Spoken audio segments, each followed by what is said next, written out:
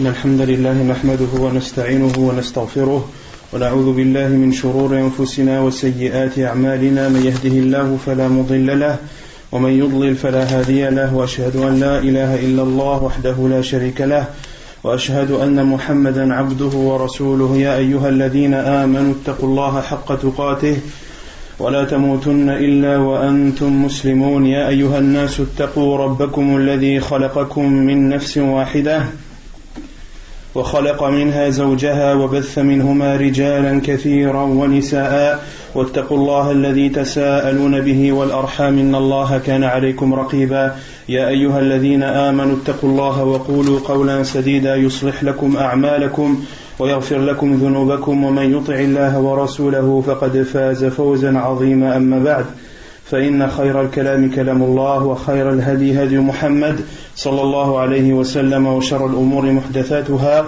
وكل محدثة بدعة وكل بدعة ضلالة وكل ضلالة في النار. وبعد.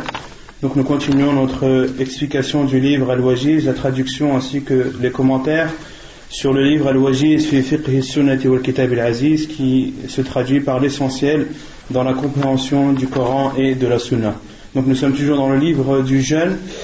La semaine dernière on avait traité de plusieurs sujets. Le premier c'était le chapitre de ceux envers qui le jeûne est obligatoire.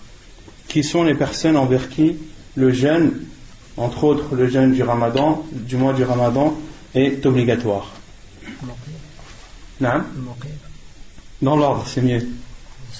On avait dit qu'il y avait l'unanimité des savants, ijma'ul ulama, ala annahu yajibu as-sawm ala, qu'il est obligatoire de jeûner pour al-muslim, pour le musulman, que la personne, la première condition, c'est qu'elle soit musulmane.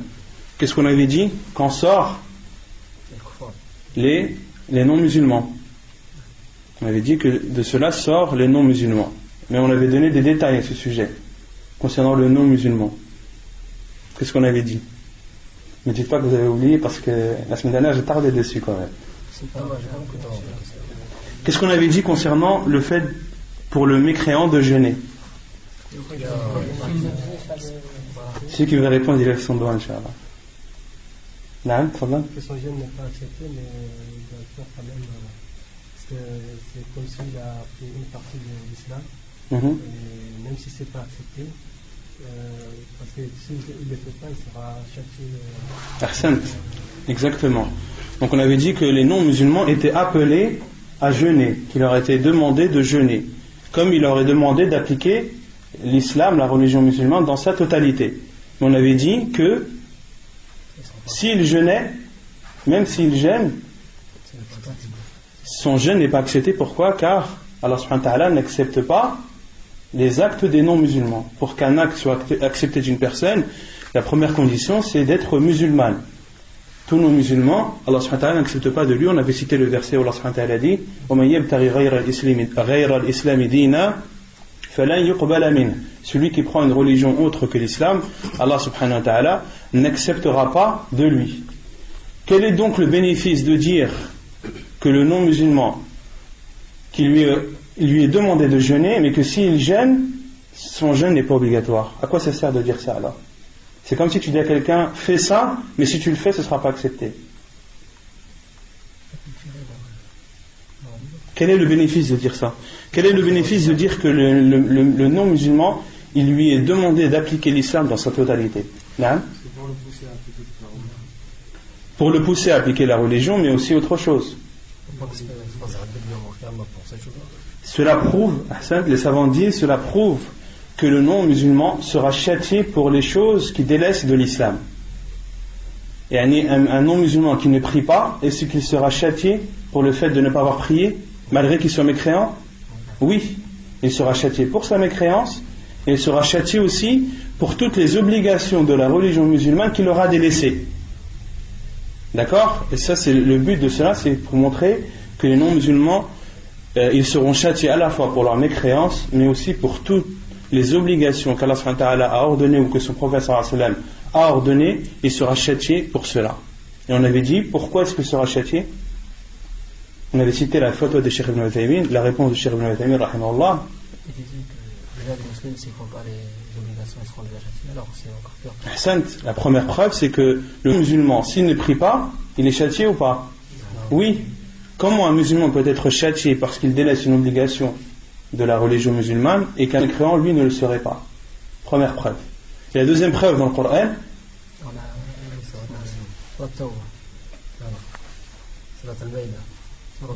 Surat al-Maïda, ليس على الذين آمنوا وعملوا الصالحات جناح إذا طعموا فيما طعموا.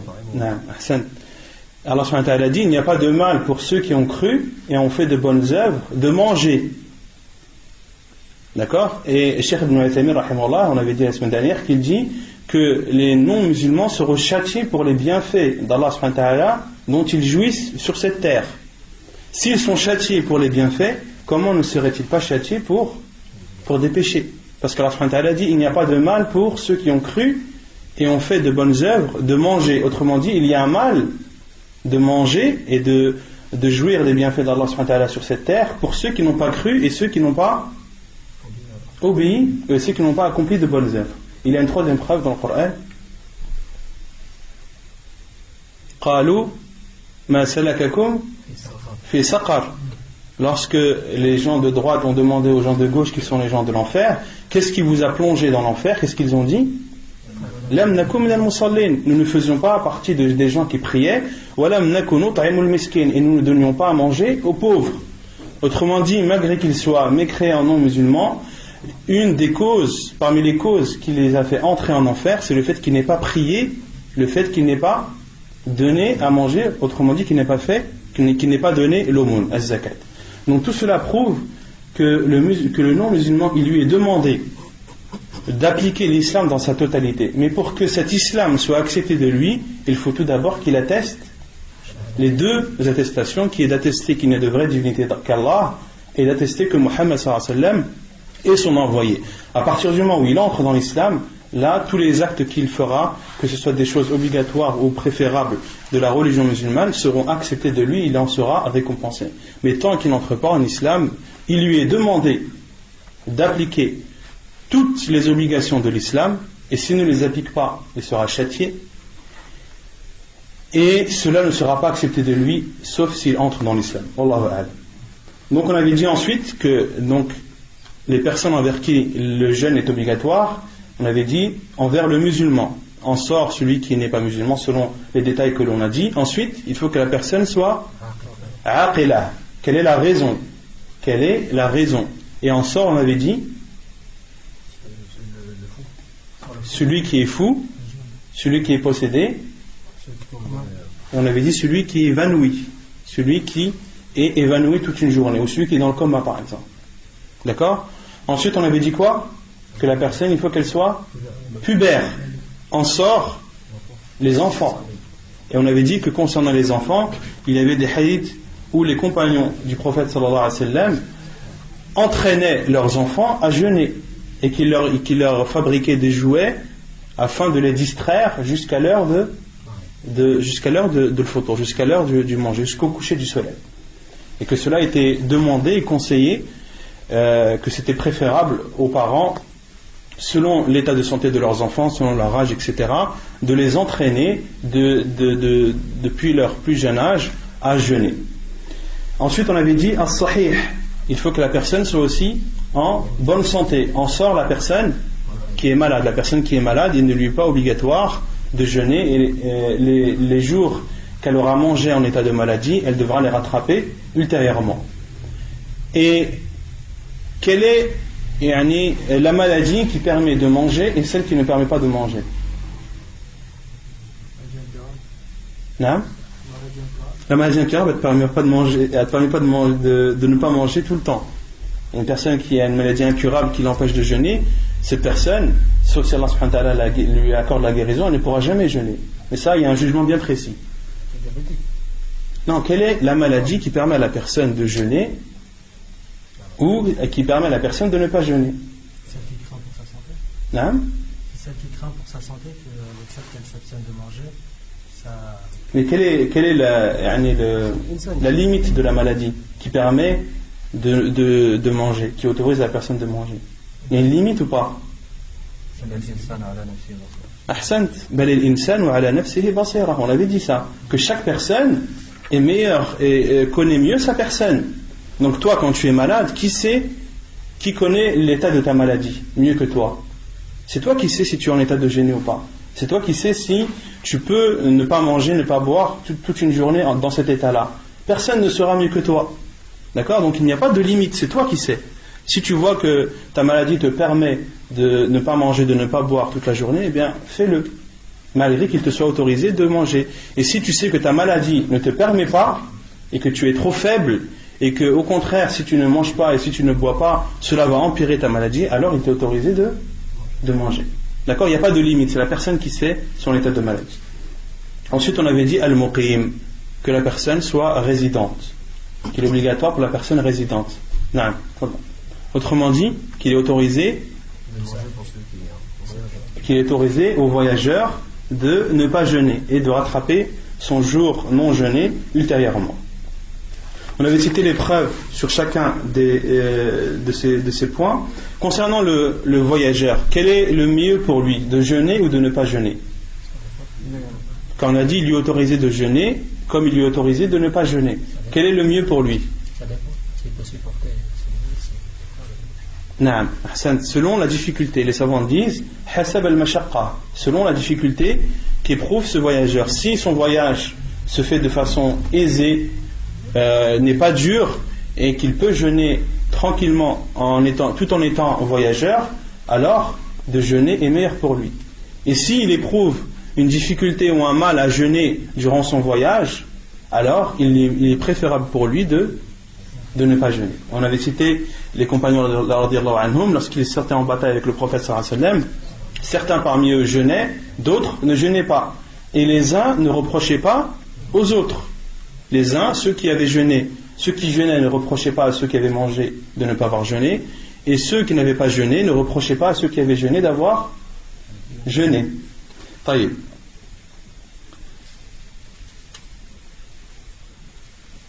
Et on avait dit qu'il n'était pas autorisé à la femme qui a ses menstrues et ses lochis qu'il n'était pas autorisé à la femme qui a ses menstrues et ses lochis de jeûner. Quelle est la preuve? Quelle est la preuve? Non?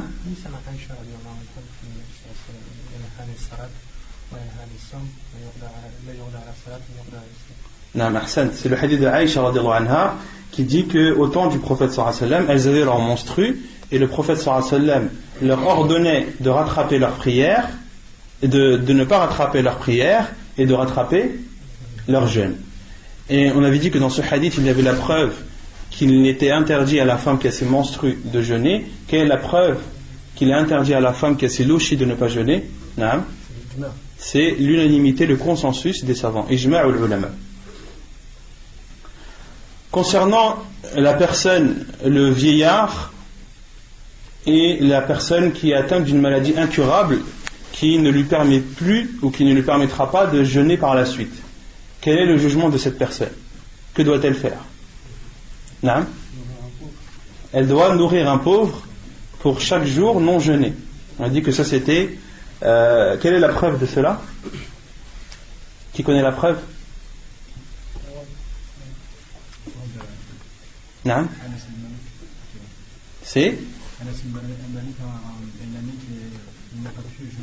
Non?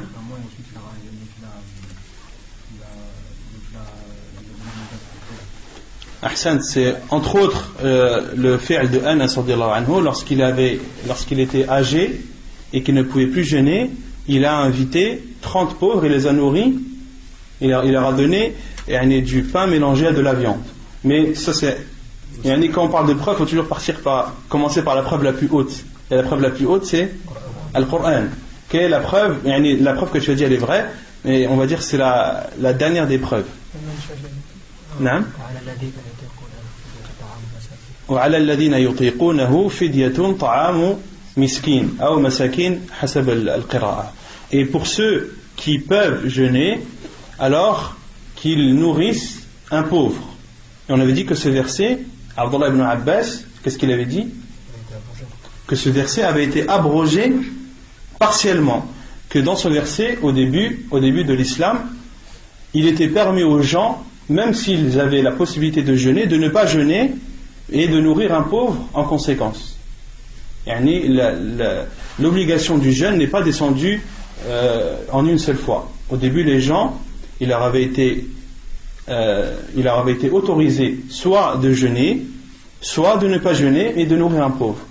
Ensuite, Allah subhanahu wa ta'ala a descendu le verset فَمَنْ شَهِدَ مِنْكُمُ الشَّهْرَ فَلْيَصُمْ. Celui d'entre vous qui atteste de l'entrée du mois, alors qu'il jeûne.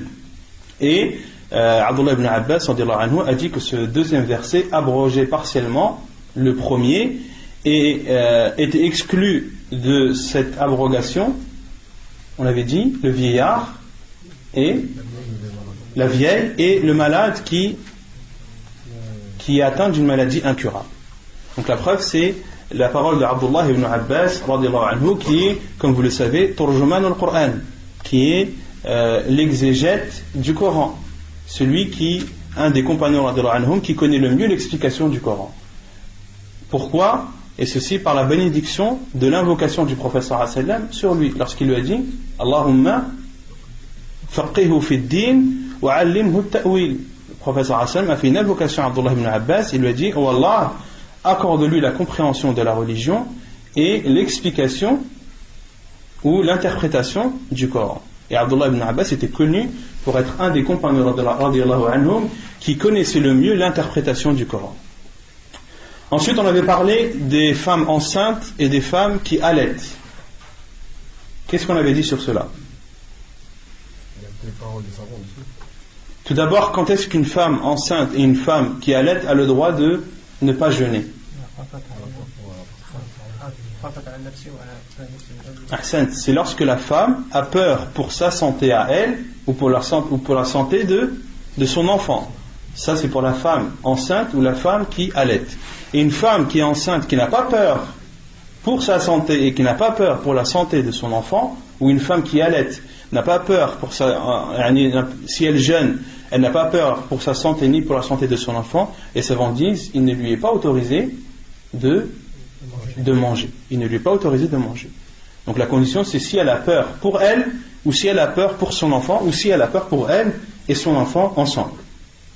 Et on avait dit la preuve, c'était aussi le hadith d'Abdullah ibn Abbas, toujours dans l'explication du verset وَعَلَى الَّذِينَ يُطِيقُونَهُ فِدْيَةٌ طَعَامُ مِسْكِينٍ, où Abdullah ibn Abbas a ajouté, lorsqu'il a dit sont exclus de cela les personnes, les vieillards, les personnes malades dont la maladie, pour ceux qui ne peuvent pas jeûner. Abdullah ibn Abbas n'a pas cité la personne malade, il a seulement cité le vieillard qui ne peut plus jeûner, et les savants en ont déduit la personne qui est atteinte d'une maladie incurable.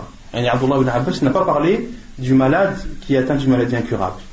Et il a également dit, et également pour la femme enceinte et pour la femme qui allait, lorsqu'elles ont peur pour leur personne. Et on avait dit qu'il y avait aussi Abdullah ibn Umar qui était du même avis que Abdullah ibn Abbas, lorsque sa fille était mariée à un mushrik, à une personne de Quraysh, et qu'elle était enceinte, elle a été atteinte d'une forte soif, et son père, Abdullah ibn Umar, lui a ordonné de boire et de manger, et de donner à nourrir en conséquence pour chaque jour un pauvre. Ensuite, on avait parlé de la mesure ou de la quantité de repas à donner aux pauvres. Qu'est-ce qu'on avait dit? Avant le moud. Avant le sa. Qu'est-ce qu'on avait dit? Qu'est-ce que ça veut dire nourrir un pauvre?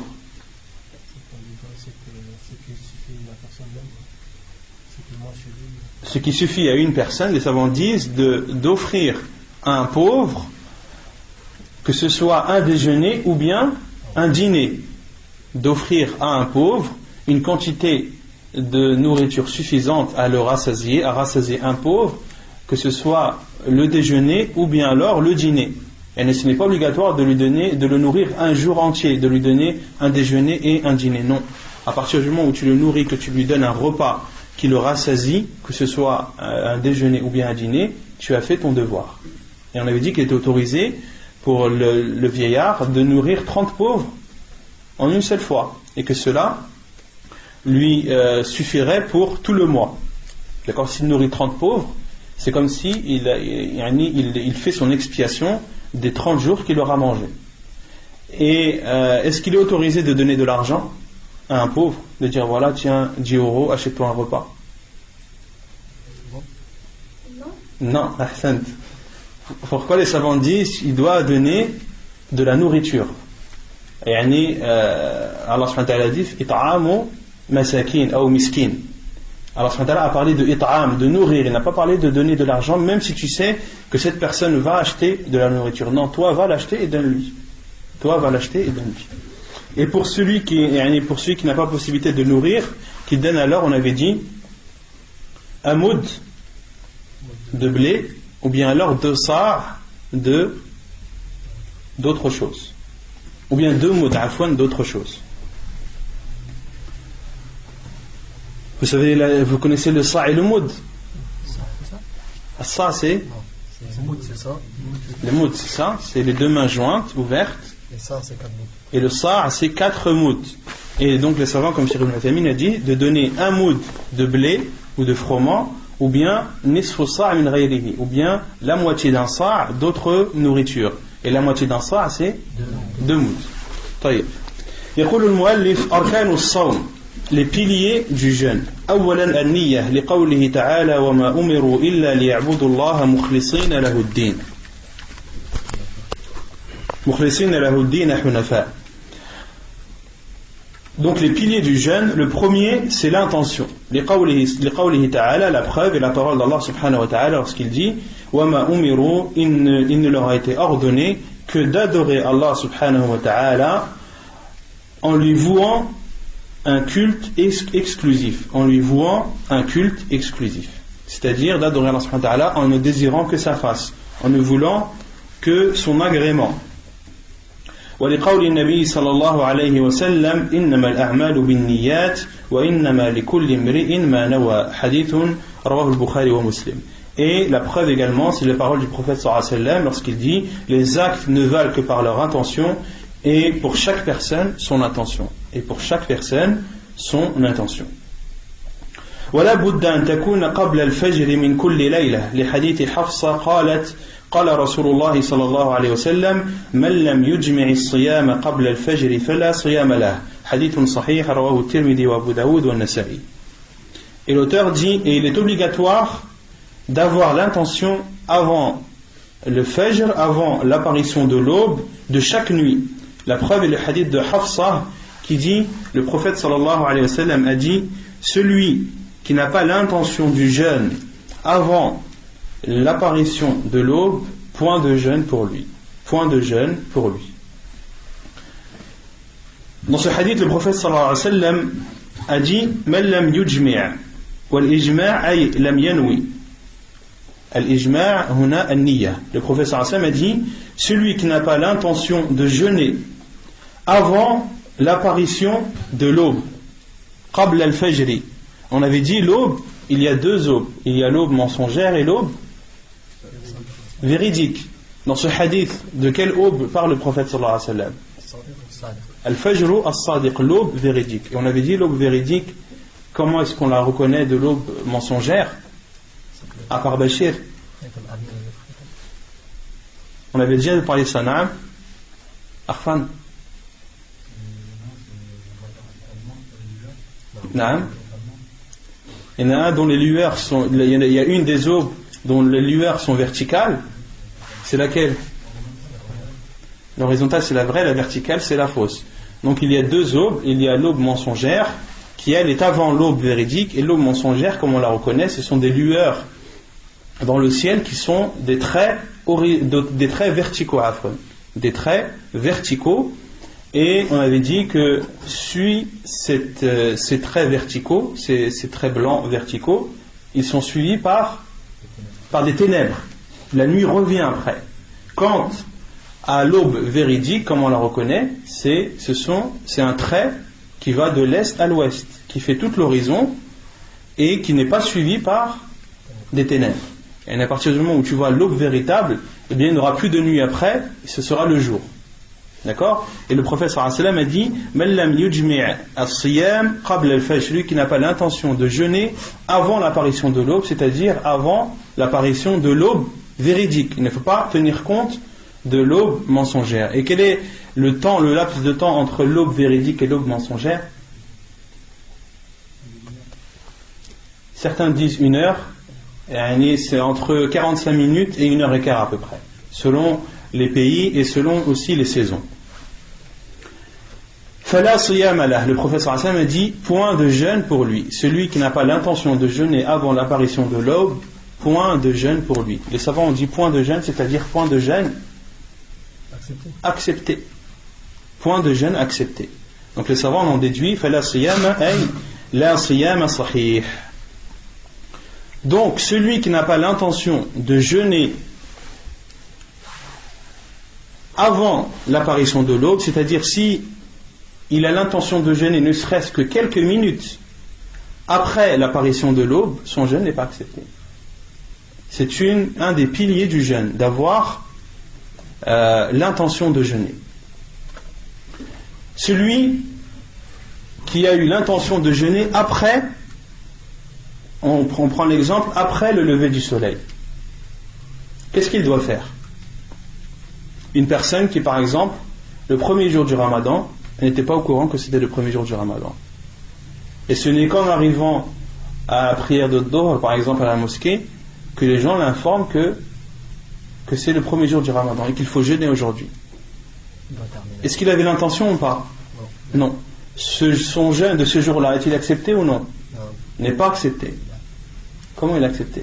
Il y a un hadith, en fait, quand les Sahaba ils avaient mangé comme ça, ils ne savaient pas. Après, on leur a dit que c'était c'était le jour où le prophète il leur a ordonné de faire siyam, d'arrêter de manger, de faire siyam et de ne pas rattraper ce jour. Non. Il faut qu'il arrête de manger, c'est vrai, parce qu'à partir du moment où on lui informe que c'est le premier jour du jeûne, il doit s'abstenir de manger. Mais son jour n'est pas accepté. Il doit rattraper ce jour-là. Pourquoi? Car les savants disent, car il y a une partie de la journée qui s'est écoulée sans qu'il n'ait l'intention de jeûner. Depuis l'apparition de l'aube jusqu'à l'heure de Dhuhr. Est-ce que cette personne était en état de jeûne? Est-ce qu'elle avait l'intention de jeûner? Comment est-ce qu'on peut dire alors que son jour est accepté? D'accord? Un jour de jeûne commence de l'apparition de l'aube jusqu'au coucher du soleil. À partir du moment où tu as l'intention, ne serait-ce que quelques minutes après l'apparition de l'aube, ton jeûne n'est pas accepté. Mais tu dois t'abstenir de manger. Il était obligatoire de t'abstenir de manger et de rattraper ce jour par la suite, comme le disent Jumhur al-Ulama, la plupart des savants. Et là où il y a une divergence des savants, c'est concernant le jeûne du Ramadan. Est-ce que l'intention de jeûner tout le mois, la première nuit, suffit, ou bien alors la personne doit-elle avoir l'intention de jeûner chaque soir? Non? Cheikh Ibn al-Thamin dit une seule fois. Cheikh Ibn Baz et Cheikh al-Albani disent non. Disent tous les jours.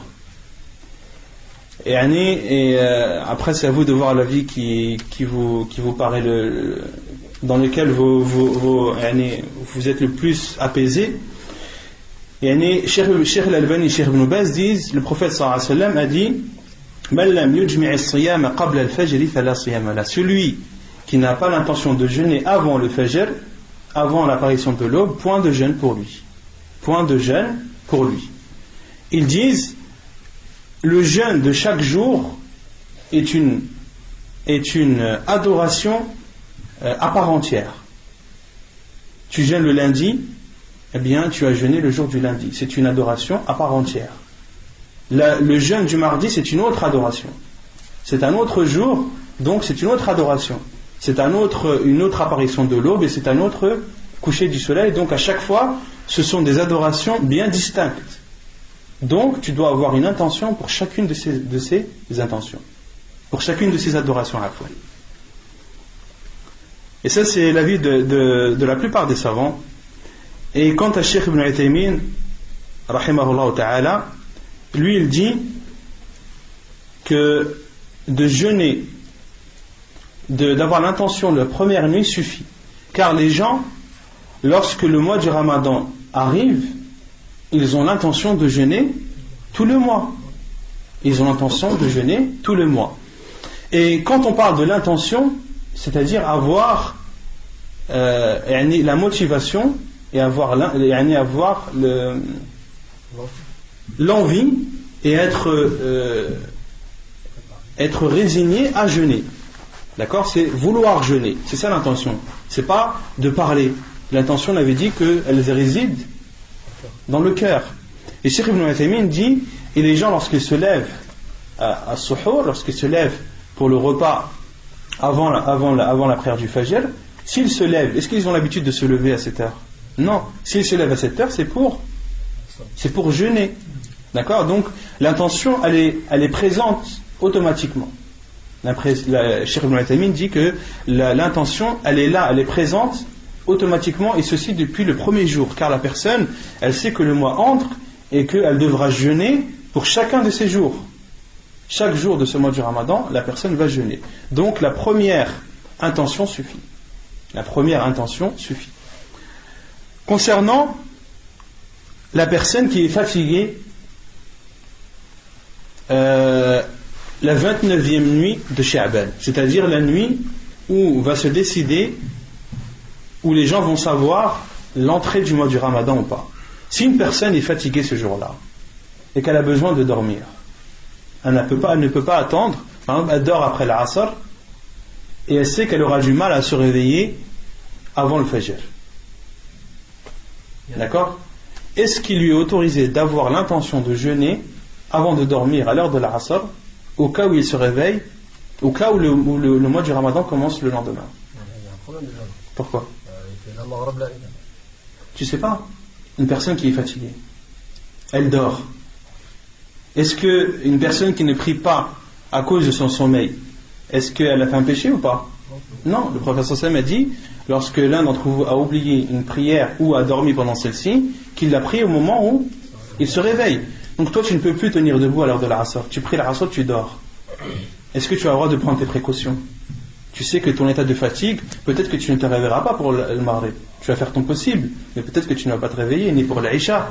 D'accord? Donc supposons qu'une personne est dans ce cas-là et qu'elle, avant de dormir à l'heure de l'Asr, elle prend ses précautions et dit, voilà, si demain c'est le mois du Ramadan, j'ai l'intention de jeûner. Et que le lendemain elle ne se réveille qu'après le Fajr. Est-ce que cette intention lui suffit ou pas? Non? Elle lui suffit. Comme le dit le Cheikh Ibn Uthaymin, rahimahullah ta'ala. Taïb. Et cela concerne le jeûne obligatoire. Les savants disent que l'intention, c'est une condition pour le jeûne obligatoire, que ce soit le jeûne du mois du Ramadan, ou que ce soit le jeûne, comme on a dit, de kafara, d'expiation, ou que ce soit le jeûne suite à un vœu. D'accord?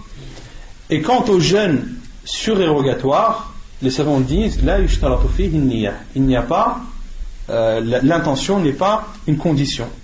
La preuve, c'est le hadith de Aïcha, radiyallahu anha, où le prophète sallallahu alayhi wa sallam est rentré chez elle et lui a dit, y a-t-il de la nourriture? Y a-t-il quelque chose à manger? Elle a dit, la ya Rasulallah. Elle a dit non, ô envoyé d'Allah. Et le prophète sallallahu alayhi wa sallam a dit, idhan fa ana sa'im. Donc je jeûne. Donc les savants ont déduit qu'une personne qui a l'intention de faire un jeûne surérogatoire, à condition, si par exemple elle n'a pas mangé le matin et que à 10h du matin ou à 11h elle décide de jeûner, qu'il lui est autorisé de jeûner. D'accord? Mais est-ce que la récompense de ce jeûne sera entière ou pas? Cheikh Ibn Uthaymin dit non. Il dit sa récompense ne sera pas entière. Et sa récompense ne sera pas comme une personne qui a jeûné depuis le Fajr jusqu'au coucher du soleil. Et sa récompense sera en fonction du temps qu'il aura jeûné. Sa récompense sera proportionnelle au temps qu'il aura jeûné. C'est clair ou pas?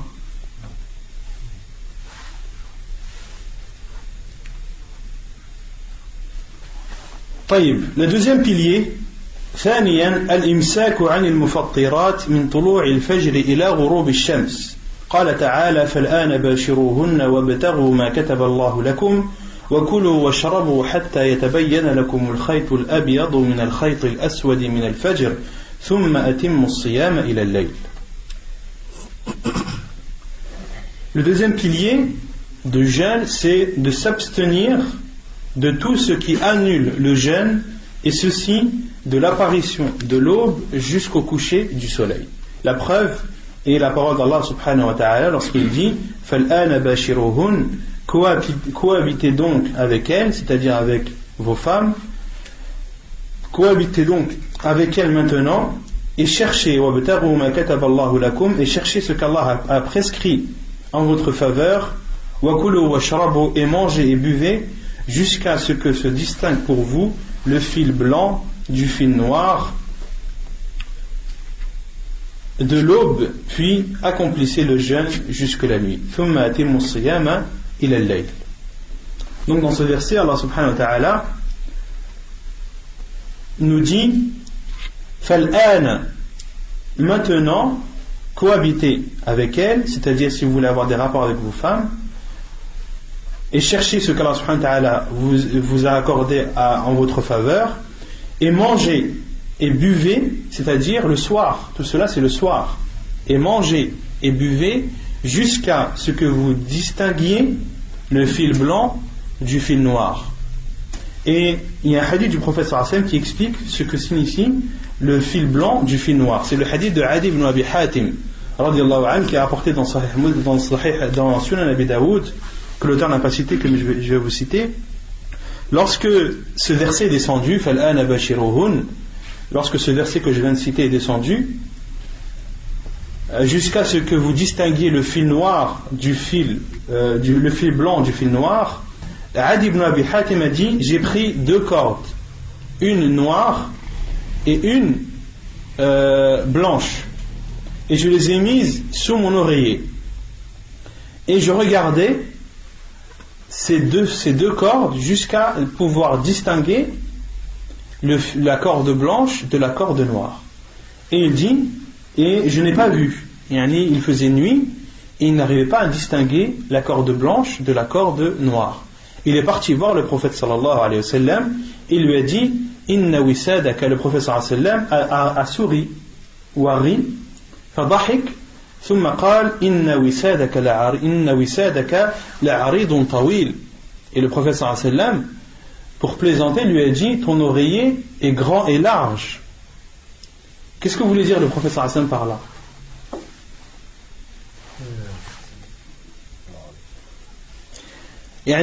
À l'heure du Fajr, est-ce qu'il fait jour ou pas? Il fait nuit. À l'heure du Fajr, lorsque l'aube apparaît, il fait toujours nuit. Si tu es chez toi et que tu éteins les lumières, tu ne verras pas la différence. Donc si tu veux chercher à voir le fil blanc du fil noir dans la nuit à l'heure du Fajr, tu peux toujours attendre. Tu pourras voir la différence entre le fil blanc et le fil noir que lorsque le soleil sera presque levé, que lorsque la lumière sera répandue sur terre. Et le prophète sallallahu alayhi wa sallam lui a dit inna wisadaka la'aridun tawil. Autrement dit, si tu fais ainsi, alors ta nuit sera très longue. Autrement dit, la nuit, quand est-ce qu'elle se finit? La nuit, quand est-ce qu'elle se finit? À l'apparition de l'aube. D'accord? Si tu cherches à voir un fil blanc du fil noir jusqu'à presque que le soleil se soit levé, automatiquement ta nuit sera plus longue que les autres. Parce que toi, tu considéreras que c'est toujours la nuit alors que ce n'est plus la nuit. Donc le prophète sallallahu alayhi wa sallam, pour plaisanter, lui a dit inna wisadaka la'aridun tawil. Ton oreiller, autrement dit ton sommeil, si tu dors dans une nuit dans laquelle tu attends de voir le fil blanc du fil noir, alors tu vas dormir longtemps. D'accord? Et le prophète sallallahu alayhi wa sallam lui a dit innama huwa al-layl wal nahar, c'est le jour et la nuit. Autrement dit, jusqu'à ce que vous distinguiez le fil blanc, c'est-à-dire du jour, du fil noir, c'est-à-dire de la nuit, jusqu'à ce que vous voyez la différence, jusqu'à ce que vous voyez les ténèbres de la nuit et les lueurs du jour. C'est à partir du moment-là où vous devez vous abstenir. Vous devez vous abstenir de boire de manger et d'avoir des rapports avec vos femmes. ثم أتموا الصيام إلى الليل. Puis Allah subhanahu wa ta'ala dit, puis complétez le jeûne jusqu'à la nuit, c'est-à-dire jusqu'au coucher du soleil. Donc ce sont les deux conditions. La première, l'intention, et la seconde, qui est de s'abstenir de tout ce qui annule le jeûne, et ceci de l'apparition de l'aube jusqu'au coucher du soleil. Maintenant, la question qui se pose, quelles sont ces choses qui annulent le jeûne? Quelles sont ces choses dont nous devons nous abstenir du lever du soleil de l'apparition de l'aube jusqu'au coucher du soleil? Al-Mufattirat, walladhi yufattiru bihi as-sa'im sittatu ashya'. L'auteur dit, les choses qui annulent le jeûne sont au nombre de 6.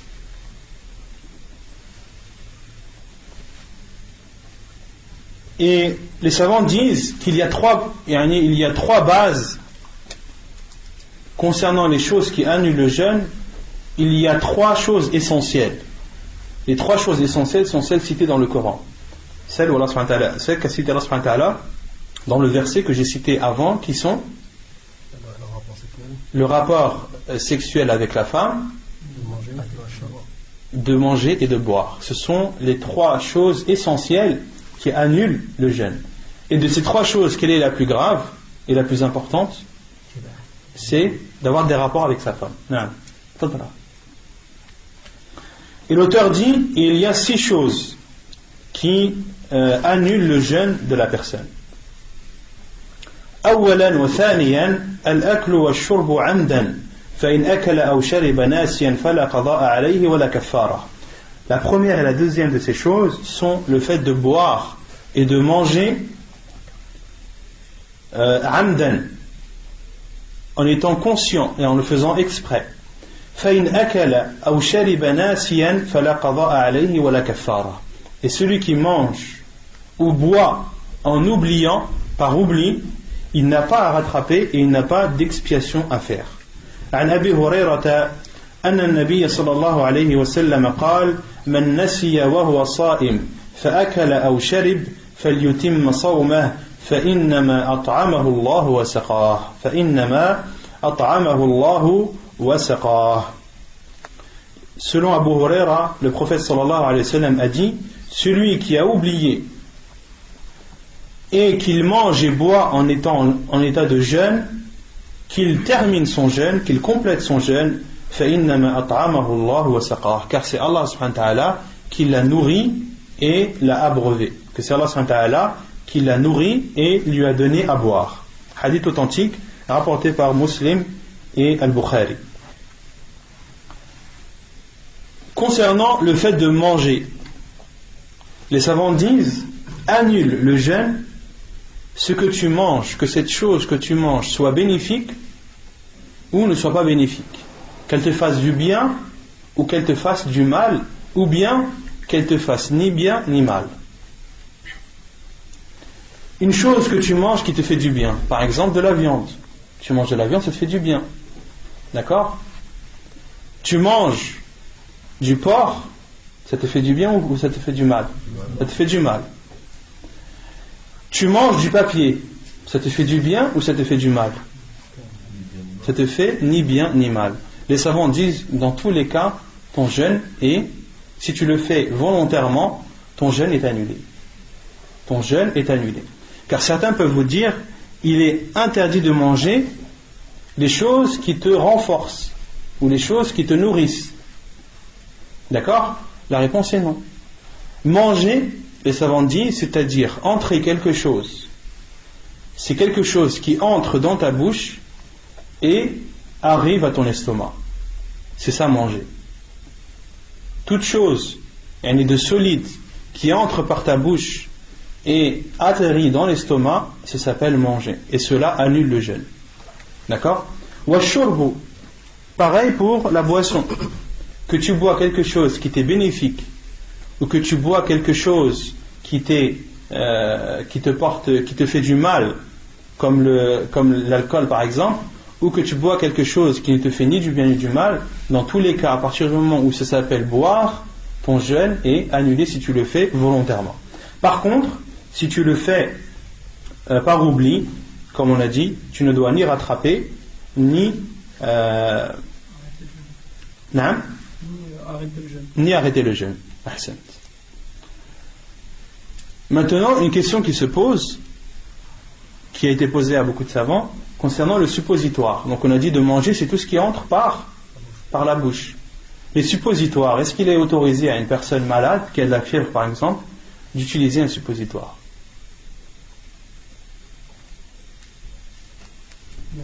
Non. Il est autorisé. Les savants disent à condition que ce suppositoire n'ait pas pour fonction de nourrir, que ce soit un médicament. Par exemple, si tu as de la fièvre, que le suppositoire, c'est un médicament qui permet de baisser la température de ton corps. Mais à partir du moment où c'est un suppositoire qui te nourrit, dans ce cas, c'est interdit. D'accord? De même pour les gouttes que tu mets sur tes yeux. D'accord? De mettre des gouttes sur tes yeux, cela est autorisé. Les savants disent, même si la goutte arrive à ta gorge et que tu sens le goût, tu dois la recracher. Si elle arrive à ta gorge et que tu sens le goût, tu dois la recracher et cela n'annule pas ton jeûne. D'accord? Donc ce qu'il faut retenir, c'est que de manger et de boire, c'est ce qui entre par la bouche et arrive à l'estomac. Concernant une personne qui doit faire un examen dans lequel on doit entrer une caméra dans son ventre, est-ce que ça annule son jeûne ou pas? Un médecin qui dit, voilà monsieur, vous avez un ulcère dans l'estomac, il faut qu'on voit avec précision et c'est urgent, il faut qu'on voit maintenant. Et le médecin entre une caméra dans sa bouche et la caméra arrive jusqu'à son estomac. Non? Ça, ce n'est pas appelé comme de la nourriture. Ce n'est pas appelé de la nourriture. Cheikh Ibn Uthaymin ainsi que Cheikh Al-Albani ont été questionnés sur cela et ils ont dit non, que cela n'annule pas le jeûne. D'accord? Que c'est une tige de fer ou un objet métallique qui entre dans le ventre et en ressort. Cela n'annule en aucun cas le jeûne de la personne. Concernant de se brosser les dents, est-ce que c'est autorisé ou pas? Avec le dentifrice. Tant que ça n'entre pas, c'est autorisé. Mais les savants disent qu'il faut être prudent. Comme le dit Cheikh Ibn Baz et Cheikh Ibn Uthaymin, ils disent qu'il est autorisé à la personne de se brosser les dents avec une brosse à dents et un dentifrice pendant la journée du mois du Ramadan, à condition de faire attention que rien n'entre dans l'estomac, que rien ne traverse la gorge. D'accord? Et qu'il faut faire attention, qu'il faut être prudent, car en général, quand on se brosse les dents, ce qu'il y a à l'intérieur de la bouche peut facilement traverser la gorge. Donc il faut être prudent. Et Cheikh Ibn Uthaymin a dit, même si la personne avale sans faire exprès, il a accepté ou pas? Il a accepté. Cheikh Ibn Uthaymin dit, et si on considère, ou si cette personne avale sans faire exprès ou par erreur un peu de son dentifrice, eh bien son jeûne n'est pas atteint. Non. En ce qui concerne son dentifrice, c'est autorisé mais il n'est pas préférable de ne pas le faire. Mais en ce qui concerne la laine, le mieux, les savants disent, les savants disent, le mieux c'est d'utiliser le siwak. D'accord? Mais là on parle de est-ce qu'il est autorisé ou pas? Est-ce qu'il est autorisé ou pas de se brosser les dents avec un dentifrice? Oui, il est autorisé, mais est-ce que c'est le mieux? Non, ce n'est pas le mieux. Le mieux, c'est d'utiliser le siwak et d'appliquer la sunna du prophète sallallahu alayhi wa sallam. Concernant les piqûres, est-ce qu'il est autorisé à une personne de s'administrer des piqûres alors qu'il est en état de jeûne? Non, sauf si la piqûre le nourrit. Non, il est autorisé sauf si la piqûre est nourrissante. Si c'est une perfusion, une piqûre qui nourrit le corps, cela est interdit, car ça a le même jugement que la nourriture. Ça a le même jugement que la nourriture. Et si c'est une aiguille où il s'administre un produit à travers une aiguille qui est un médicament, ce produit est un médicament pour le soigner, cela est autorisé.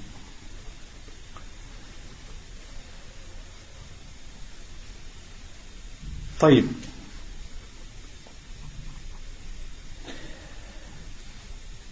De même, de même qu'il est autorisé de faire l'istinshaq, de se laver le nez, de se rincer le nez, notamment dans les ablutions, et aussi de faire al-madmada ou l'istinshaq. Car dans les ablutions, on doit se laver la bouche et se rincer le nez. Mais la personne qui est en état de jeûne, lorsqu'elle se rince le nez, elle ne doit pas forcer. Car le prophète sallallahu alayhi wa sallam a dit وَبَالِغْ فِي الْإِسْتِنْشَاقِ إِلَّا أَن تَكُونَ صَائِمًا. Et accentue dans le lavage de ton nez, lorsque tu inspires l'eau, le prophète sallallahu alayhi wa sallam a dit accentue cela, sauf quand tu es en état de jeûne, de peur que l'eau n'entre par le nez et ne traverse la gorge et atteint l'estomac. D'accord? طيب. Troisièmement, القي عمدا. ثالثا القي عمدا فإن غلبه القي فلا قضاء عليه ولا كفارة. La troisième chose qui annule le jeûne, c'est de vomir volontairement.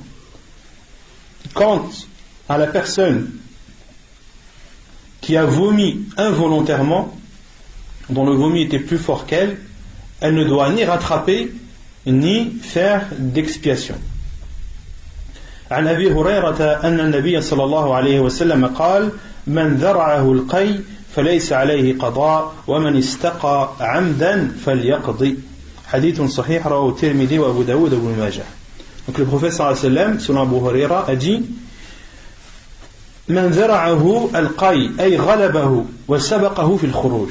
من ذرعه أي غلبه وسبقه في الخروج. C'est-à-dire celui qui a été battu par son vomi, ou dont le vomi a été plus fort et est sorti sans qu'il ne le voulait, فَلَيْسَ عَلَيْهِ قَضَاء. Le prophète sallallahu alayhi wa sallam a dit il n'a pas à le rattraper, c'est-à-dire il n'a pas à rattraper ce jour de jeûne. وَمَنِ اسْتَقَى عَمْدًا فَلْيَقْضِ. Et celui qui se fait vomir volontairement, alors qu'il rattrape ce jour. C'est clair ou pas? Non. ومن. نعم, j'ai dit quoi? فمن. ومن استقى عمدا فليقضي. نعم. Celui qui joue avec sa salive. Il sort sa salive, il est là. Après il la rentre. d'avaler la salive, ça veut dire هذا ليس من المفطرات. Non, c'est pas avaler la salive. مثلا واحد, j'ai entendu Charles Al-Thamin, il dit qu'il y a certains savants qui disent que celui qui sort sa salive jusqu'à arriver aux lèvres là, et qu'il la rentre, son jeûne il est annulé. Non, parce que Cheikh Ibn Uthaymin part du principe, beaucoup de savants partent du principe que manger, quand on parle de manger, c'est quelque chose qui vient de l'extérieur et entre à l'intérieur. C'est quelque chose qui vient de l'extérieur et entre à l'intérieur. Par exemple, si toi tu pries, on sait que de manger en priant, c'est interdit. Toi, tu viens de déjeuner et tu as des boules de viande entre tes dents pendant ta prière et tu l'enlèves. Est-ce qu'il t'est autorisé de l'avaler ou pas? Pourquoi? Voilà. Et parce qu'il est dans ta bouche déjà, et qu'en l'avalant, ce n'est pas considéré comme manger. Mais si tu sors ce bout de viande et que tu le remets dans ta bouche et que tu l'avales, là c'est considéré comme étant manger, car ça vient de l'extérieur et ça entre à l'intérieur. Non. Par rapport au siwak qu'on parlait tout à l'heure, quand quelqu'un il l'utilise, tu sais, des fois tu as des petits bouts de bois qui peuvent rester. Les savants disent là, il n'y a pas de mal à ça. Et la personne doit éviter d'avaler ces bouts de bois, mais si elle le fait par erreur, il n'y a pas de mal. Mais le mieux c'est de recracher tout ça. Pareil pour le glaire. Une personne qui a un glaire dans la gorge, si le glaire remonte jusqu'à la bouche, il ne lui est pas autorisé de le ravaler. Allahu a'lam. رابعا وخامسا, quatrièmement et cinquièmement, الحيض والنفاس ولو في اللحظة الأخيرة من النهار لإجماع العلماء عليه. La cinquième chose qui annule le jeûne, ce sont l'apparition du sang des menstrues ou du sang des lochis, et les savants disent ولو في اللحظة الأخيرة من النهار, comme le dit l'auteur, et ceci même à la dernière minute de la journée, et ceci à l'unanimité des savants. Si une femme, le sang de ses menstrues apparaît quelques minutes avant le maghrib, elle doit rattraper tout ce jour. Si son sang apparaît ne serait-ce que quelques minutes avant le coucher du soleil, son jeûne de ce jour n'est pas accepté et elle devra le rattraper ultérieurement. Et ceci à l'unanimité des savants. Et pour une femme qui sait que par exemple aujourd'hui elle va les avoir, elle a tous les symptômes, aujourd'hui elle va avoir ses règles, est-ce qu'elle jeûne? Elle jeûne jusqu'à l'apparition. Une femme qui sait qu'elle va avoir ses menstrues, elle doit jeûner jusqu'à l'apparition du sang des menstrues. À partir du moment où le sang apparaît, cela annulera automatiquement son jeûne. Et avant, est-ce qu'elle est considérée comme étant en état de menstrue? Non, donc elle doit jeûner. Sixièmement, al-jima', d'avoir des rapports avec sa femme. وتجب به الكفارة المذكورة في هذا الحديث. Et celui qui a des rapports avec sa femme la journée du Ramadan, il doit faire l'expiation qui est citée dans le hadith suivant. Donc on avait dit que d'avoir des rapports avec sa femme pendant la journée du Ramadan, c'était la plus importante des choses qui annulait le jeûne. Et parmi ce qui prouve que c'est une des choses les plus importantes et les plus graves, c'est que celui qui a des rapports avec sa femme pendant la journée du Ramadan, il doit faire une expiation. Il doit faire une expiation. Et les savants ont dit qu'il doit faire l'expiation à condition qu'il ne fasse pas partie des gens pour qui le jeûne n'est pas obligatoire. Autrement dit, une personne qui est en état de voyage, d'accord, et jeûne pendant le mois du Ramadan, est-ce qu'il lui est obligatoire de jeûner ou pas? Non. S'il a un rapport avec sa femme, est-ce qu'il doit donner l'expiation ou pas?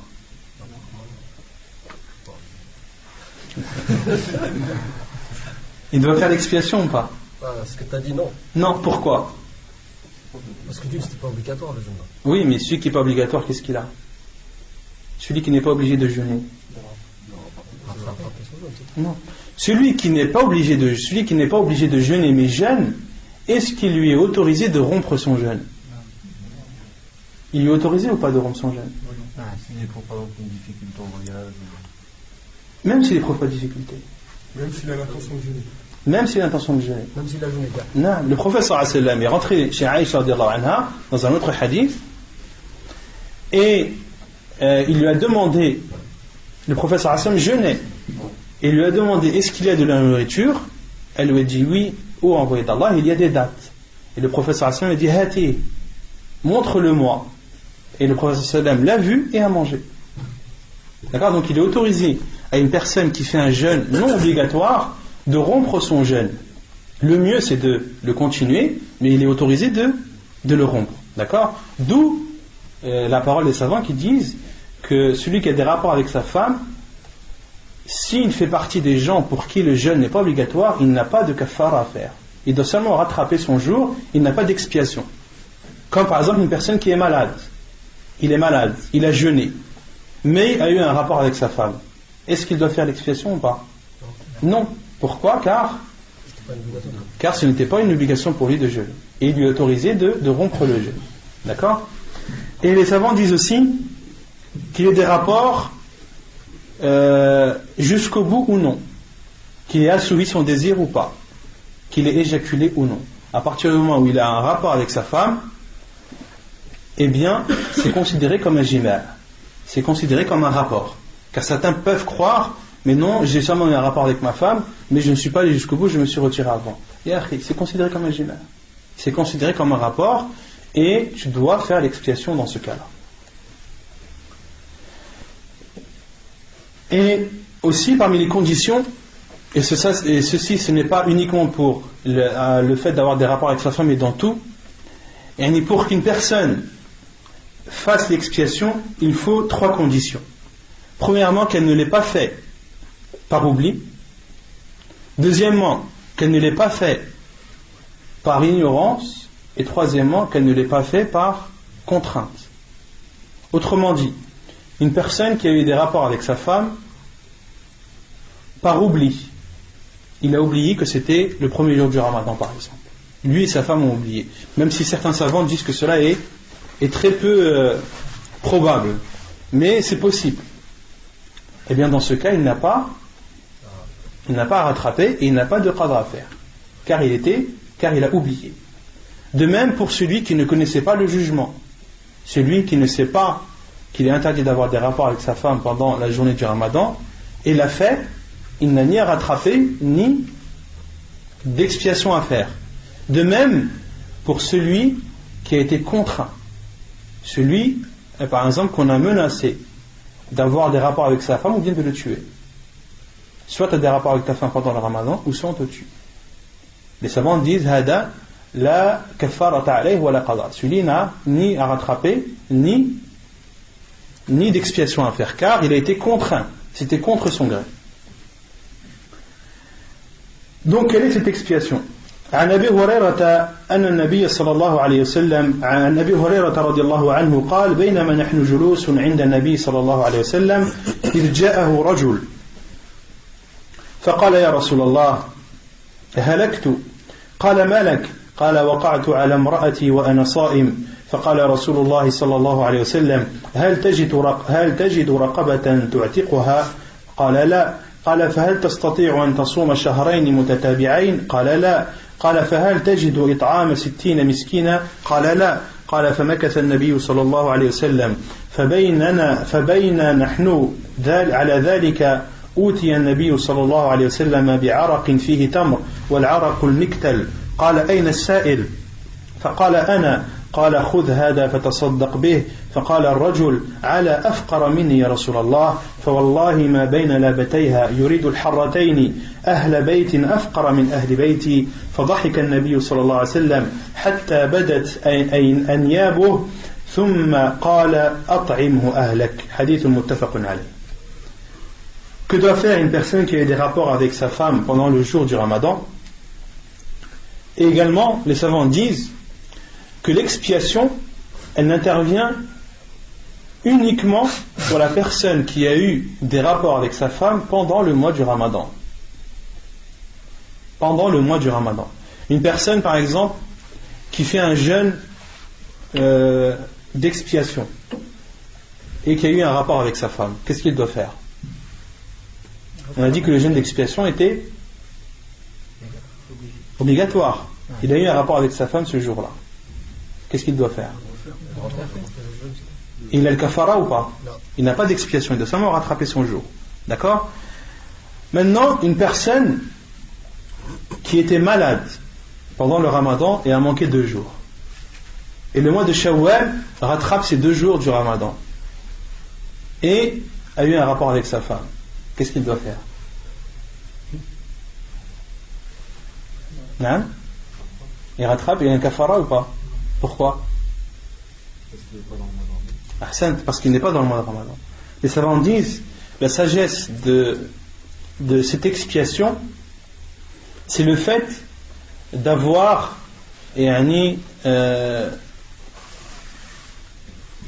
outragé le moment sacré du Ramadan. C'est d'avoir eu un rapport pendant ce mois sacré qui est le mois du Ramadan. Les barakatil waqt, ou les barakatil zaman, ou les hurmatil zaman. C'est une expiation. Pourquoi? Elle est due au fait que la personne a eu un rapport avec sa femme pendant la journée du Ramadan, le Ramadan qui est un mois sacré. Les jours du Ramadan sont des mois sacrés. Et le fait d'avoir négligé cet aspect sacré du Ramadan oblige la personne de faire l'expiation. Et s'il rattrape ces jours de Ramadan qu'il n'aura pas jeûné dans un mois autre que le mois du Ramadan, et qu'il ait un rapport avec sa femme, il doit seulement rattraper ce jour et non faire l'expiation. Pourquoi? Car ça a eu lieu en dehors du mois du Ramadan. Allahu a'lam. Donc sur Abu Huraira, il dit: nous étions assis avec le prophète sallallahu alayhi wa sallam lorsqu'un homme est venu à lui et a dit: ô envoyé d'Allah, halaktu, je connais la perdition. Je suis détruit. On peut dire je suis détruit. Non, je suis détruit. Il y a 2 versions du hadith. Il y a une version du hadith qui dit halaktu, où l'homme a dit halaktu, c'est-à-dire je connais la perdition. Je suis perdu, on peut dire ça. Mais pas perdu géographiquement, c'est je suis perdu. halaktu, subhanallah. Vous avez honte. Non. Dans une autre version, il a dit haraqtu.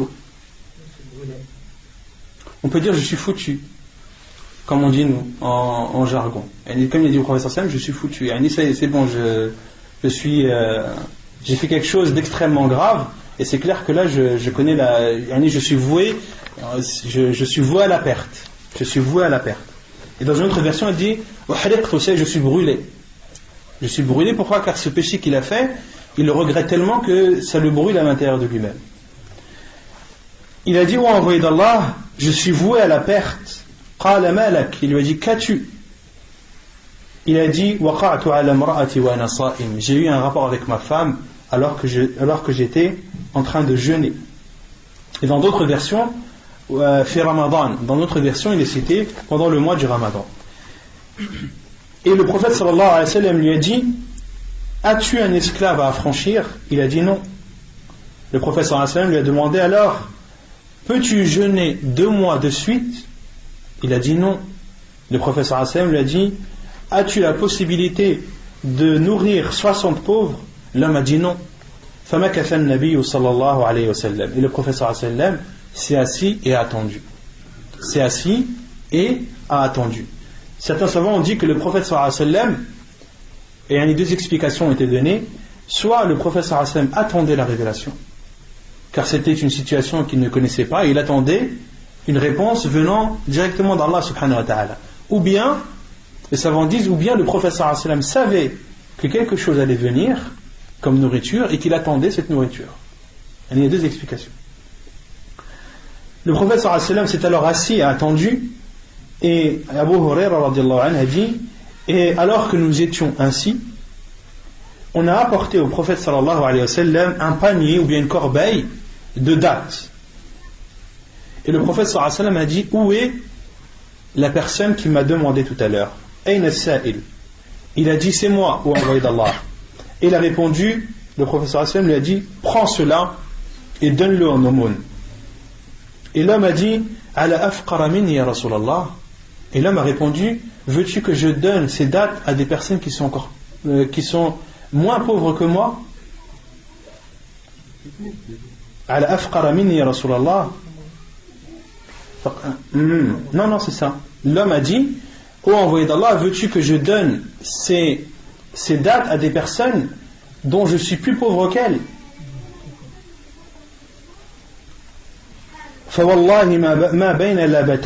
Et ensuite cet homme a juré, a dit par Allah, entre al-harra en arabe, c'est un endroit qui contient des pierres noires. Les savants disent c'est un endroit qui contient des pierres noires. Et Médine, la ville de Médine, était entre 2 endroits comme ceci.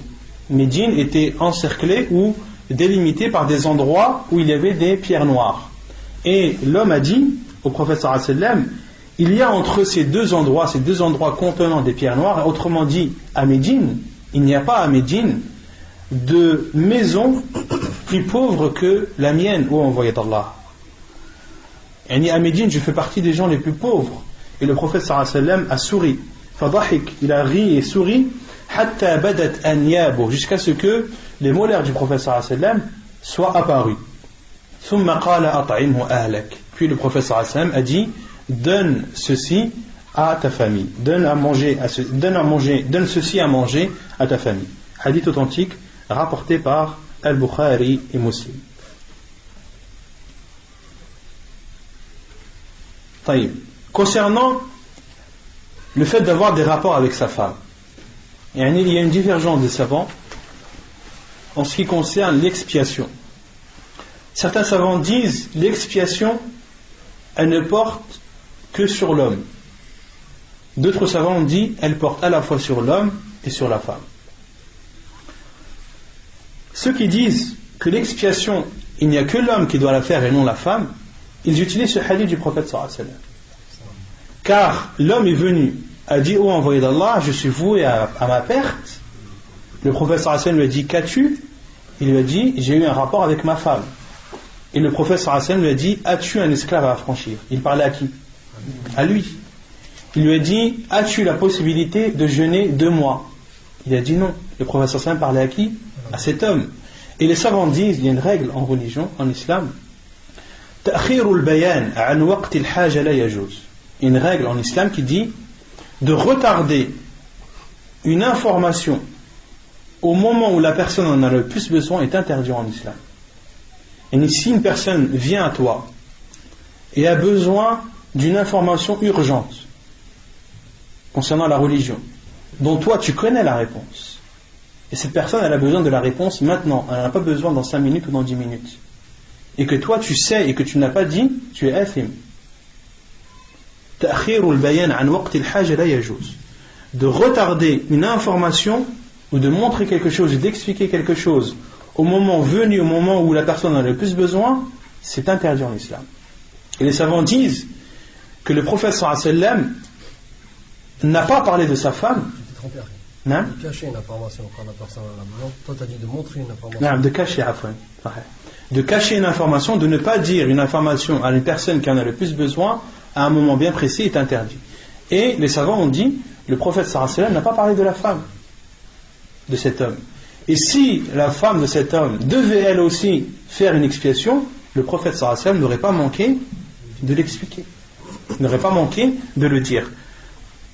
Donc que al-kaffara elle n'entre en compte que pour l'homme, et ça c'est l'avis de Cheikh Al-Albani rahimahullah, quelles que soient les conditions. Concernant les autres savants, ils utilisent quel hadith? Ce même hadith là. Ils utilisent le même hadith, le hadith d'Abu Huraira radiyallahu anhu. Qu'est-ce qu'ils ont dit? Ils ont dit que l'homme est venu demander au prophète sallallahu alayhi wa sallam, et celui à qui on demande, il ne lui est pas obligé de demander sur l'autre personne. Et ils ont donné un exemple de la femme de Abu Sufyan radiyallahu anhu, qui est venue se plaindre au prophète sallallahu alayhi wa sallam que son mari ne subvenait pas à ses besoins. Elle est venue demander au prophète sallallahu alayhi wa sallam et s'est plaint à lui, il lui a dit mon mari ne subvient pas à mes besoins. Et le prophète sallallahu alayhi wa sallam, qu'est-ce qu'il lui a répondu? Prends de son argent ce qui te suffit à subvenir à tes besoins et à celui de tes enfants. Et les savants ont dit, le prophète sallallahu alayhi wa sallam a été questionné, et al-mufti c'est pas comme al-hakim. Un mufti ce n'est pas un juge. Un mufti, on lui demande, on lui pose une question, et il répond. Il ne tranche pas, il répond à la question qu'on lui pose. Et le prophète sallallahu alayhi wa sallam n'a pas demandé à voir Abu Sufyan et lui dire est-ce que c'est vrai que tu nourris pas ta femme? Non. Le prophète sallallahu alayhi wa sallam a pris en considération uniquement la réponse de sa femme, et de cela on a déduit un jugement qui est que la femme a le droit de prendre de l'argent de son mari lorsqu'il ne subvient pas à ses besoins, uniquement pour subvenir à ses besoins et à celles de ses enfants, et aux besoins de ses enfants. Et ici les savants ont dit que le prophète sallallahu alayhi wa sallam n'a pas parlé de la femme car c'est une question qui lui était posée.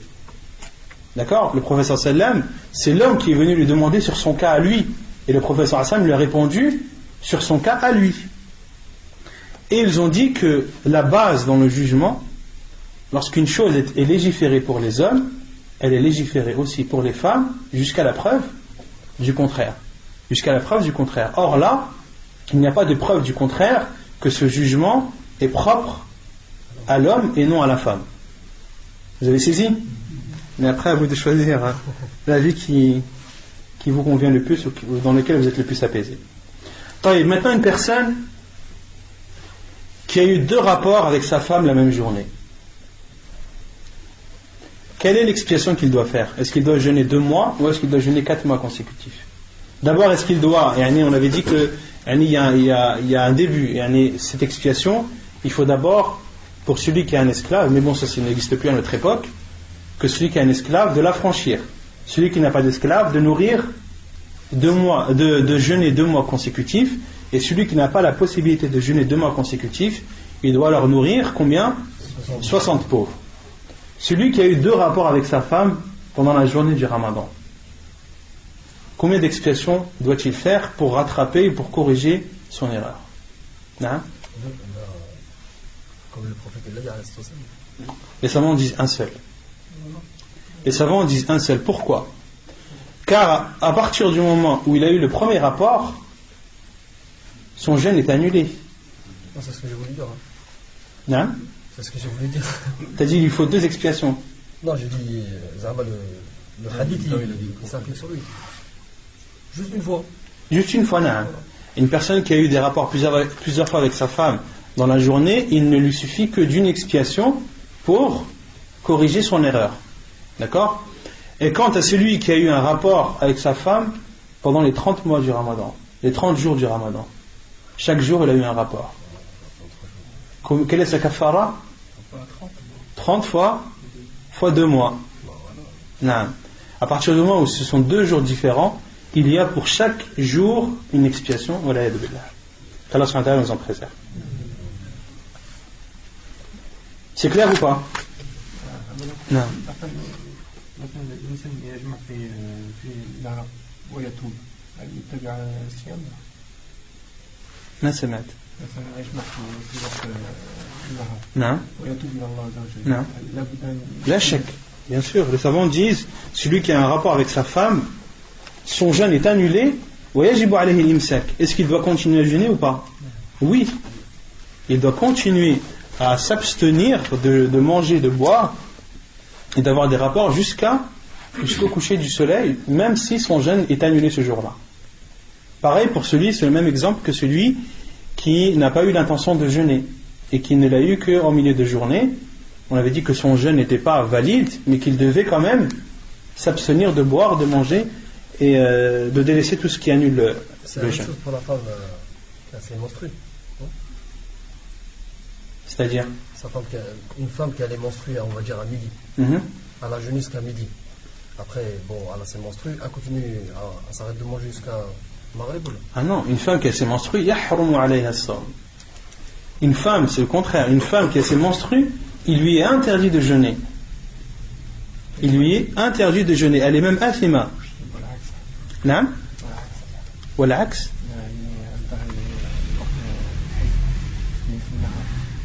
Allahu a'lam, ça je sais pas. Si la femme, la question est, si elle a eu ses menstrues pendant la journée, elle n'a pas le droit de jeûner, de continuer à jeûner. Mais là la question qu'a posée le frère, si elle a eu ses menstrues et qu'elle est pure pendant la journée, est-ce qu'elle doit s'abstenir? Allahu a'lam. Il faudrait que je pose la question, Inch'Allah. Cheikh Ibn Taymiyyah تكلم ايش قال؟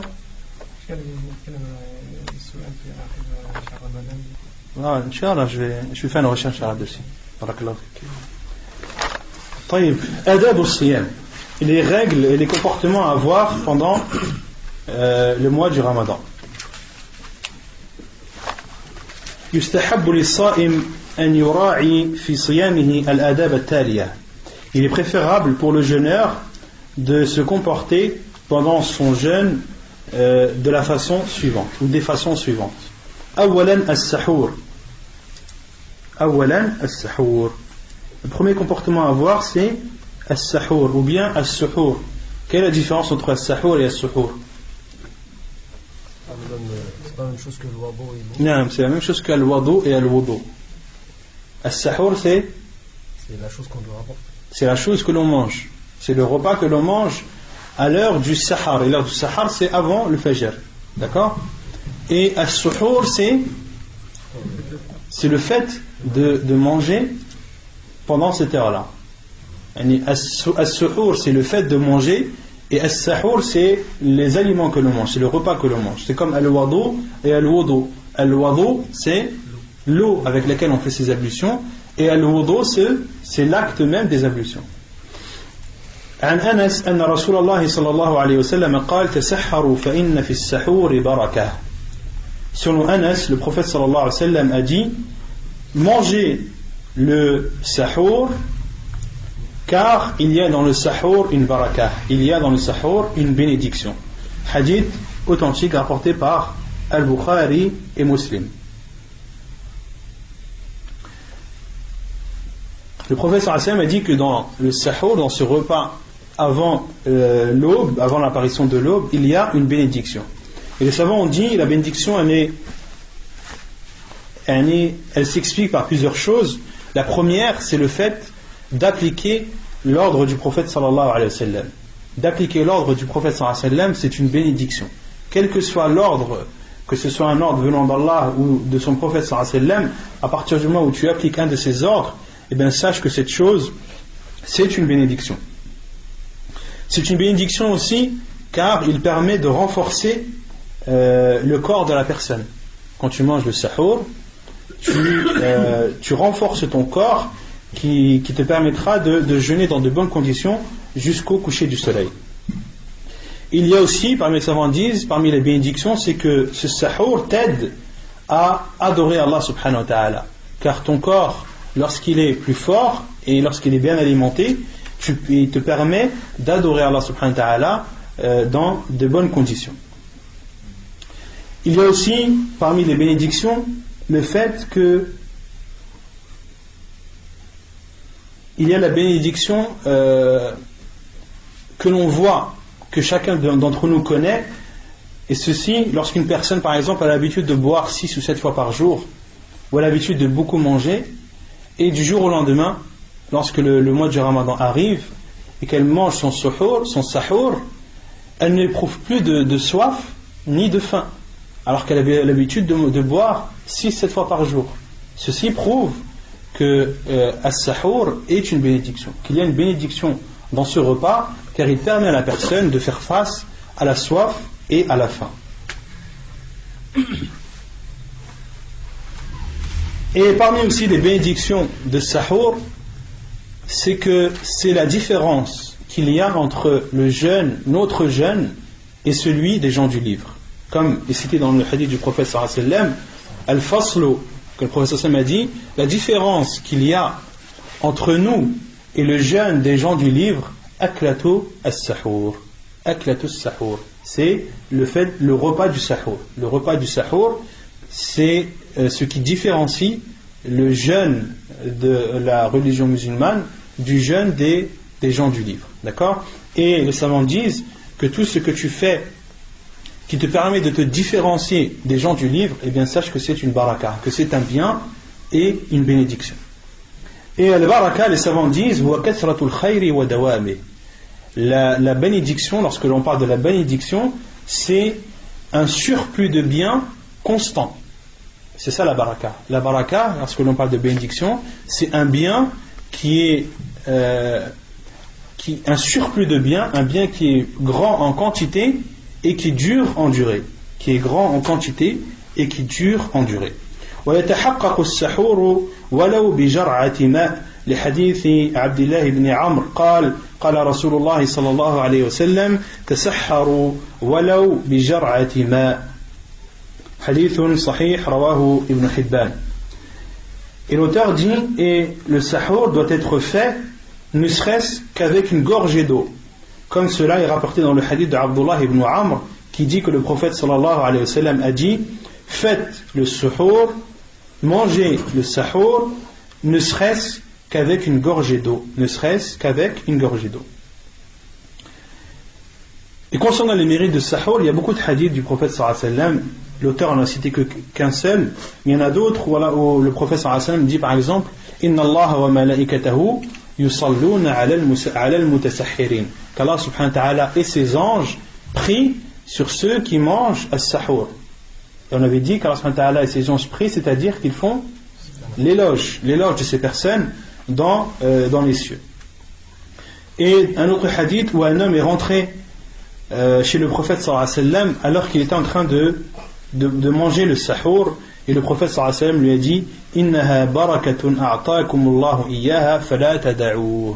Et le prophète sallallahu alayhi wa sallam, cet homme est rentré chez le prophète sallallahu alayhi wa sallam pendant qu'il était en train de manger as-sahur, et le prophète sallallahu alayhi wa sallam lui a dit, c'est une bénédiction qu'Allah subhanahu wa ta'ala vous a accordée, ne la délaissez pas, ne la délaissez pas. Et la meilleure chose à manger pendant le sahur, c'est les dattes, comme l'a dit le prophète sallallahu alayhi wa sallam dans un hadith authentifié par Cheikh al-Albani, ni'ma suhur al-mu'min ou sahur al-mu'min at-tamr. Le meilleur des sahur pour le croyant sont les dates. ويستحب تأخيره عن أنس عن زيد بن ثابت رضي الله عنه قال تسحرنا مع النبي صلى الله عليه وسلم ثم قام إلى الصلاة قلت كم كان بين الآذان والسحور قال قدر 50 آية حديث متفق عليه. Et il est préférable de retarder ce repas, de le retarder jusqu'à un peu avant l'apparition de l'aube. Selon Anas ibn Zayd ibn Thabit, qu'Allah l'a agréé, il dit nous mangions le sahur avec le prophète sallallahu alayhi wa sallam, puis il était appelé à la prière. Et Anas ibn Zayd, Anas radiallahu anhu, a dit quel était le laps de temps entre l'appel à la prière et le sahur. Et il a répondu c'était un laps de temps équivalent à 50 versets. Un laps de temps équivalent à la lecture de 50 versets. Autrement dit, le prophète sallallahu alayhi wa sallam s'arrêtait de manger quelques minutes avant l'adhan du fajr. Et non comme le font beaucoup de gens à notre époque qui se lèvent 2 heures, 3 heures avant le fajr pour manger as-sahur. La sunna du prophète sallallahu alayhi wa sallam, c'est de retarder ce repas au maximum. Et certains aussi font pire, ils se goinfrent avant de dormir le soir et remplissent leur ventre et considèrent cela comme un sahur et ils ne se lèvent pas pour la prière du fajr. وإذا سمع الأذان وطعامه أو شرابه في يده فله أن يأكل أو يشرب لحديث أبي هريرة قال قال رسول الله صلى الله عليه وسلم إذا سمع أحدكم النداء والإناء على يده فلا يضعه حتى يقضي حاجته منه. حديث صحيح رواه أبو داود والحاكم. Et lorsqu'une personne, donc l'auteur dit, et lorsqu'une personne entend al-adhan, l'appel à la prière de la prière du fajr, et que la nourriture ou bien la boisson est encore dans sa main, il lui est autorisé de boire ou de manger. La preuve est le hadith de Abu Huraira radiyallahu anhu qui dit, le prophète sallallahu alayhi wa sallam a dit, lorsque l'un d'entre vous entend l'appel à la prière et que le récipient est dans sa main, qu'il ne le pose pas avant d'avoir fini de ce qu'il a dans sa main.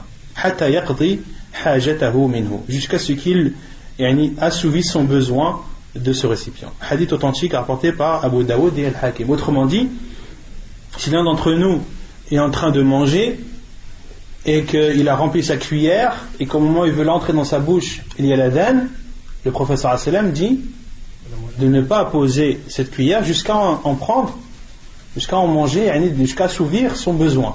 C'est-à-dire que tu as le droit de manger cette cuillère même si l'adhan a été appelé.